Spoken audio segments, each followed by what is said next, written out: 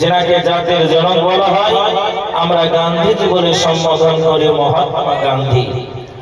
জাতির জনক তিনি বললেন, আরবের বুকে ধুধুমরু প্রান্তে একজন মহান নেতার আবির্ভাব হয়েছিল, যিনি ন্যায় নিষ্ঠার পতাকা উত্তোলন করেছে।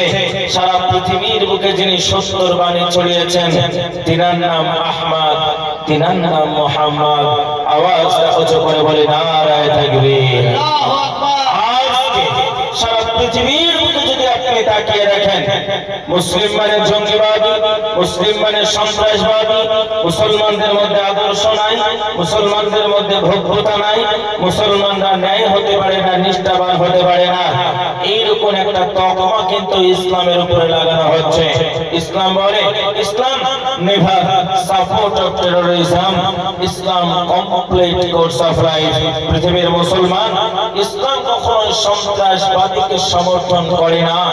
ইসলাম হলো একটি পূর্ণাঙ্গ জীবন ব্যবস্থার নাম। মুসলমানদের ধর্মগ্রন্থ যেটা, তার নাম হলো কোরআন মাজিদ। কোরআনের মধ্যে আল্লাহ তাআলা বলেছেন, পৃথিবীর মুসলমান তোমরা শোনো, লা ইকরাহা ফিদ্দীন, দ্বীনের মধ্যে কোনো জবরদস্তি নাই।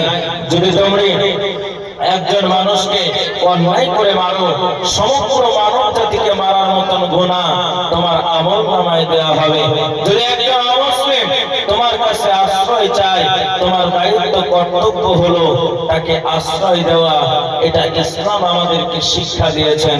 সোনার চাঁদ ভাইরা, এমন একটি গ্রন্থ নাজিল করা হয়েছে যার মধ্যে সন্দেহের অবকাশ নাই, সন্দেহের অবকাশ থাকতে পারে না।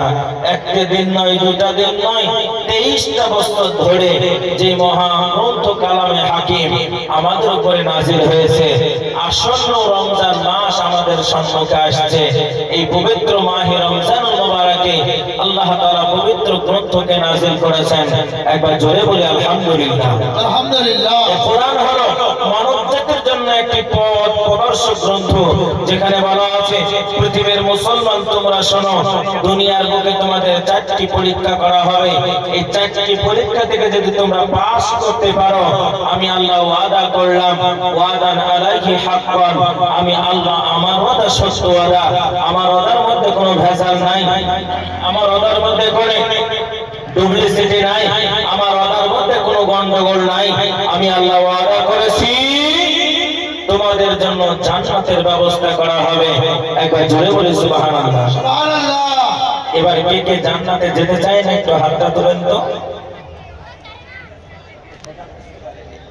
আমি কথা বলেছি বুঝতে পারেননি?